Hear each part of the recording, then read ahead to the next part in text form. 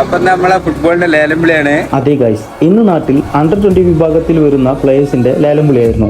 അണ്ടർ-20 വിഭാഗത്തിൽ എന്ന് പറയുമ്പോൾ 20 വയസ്സ് വരെ പ്രായം വരുന്ന എല്ലാവർക്കും ഇതിൽ രജിസ്റ്റർ ചെയ്യാം.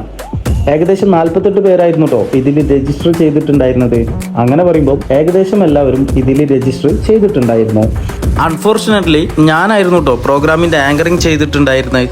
6 ടീമുകളിലേക്കായിട്ടായിരിക്കും ഈ 48 പ്ലേയേഴ്സിനെ ലേലം വിളിക്കാൻ പോകുന്നത്.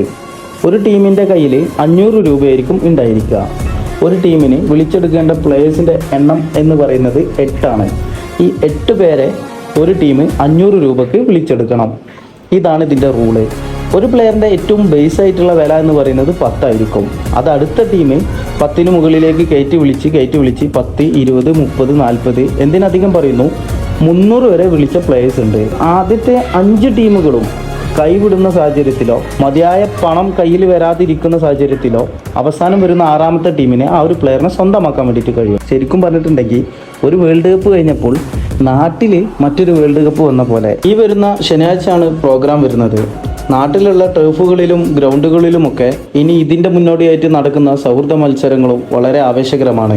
നമുക്കെന്തായാലും ശനിയാഴ്ച വീണ്ടും കാണാം. 300 രൂപ വരെ ഒരു പ്ലെയറിന് വേണ്ടിയിട്ട് മാച്ച്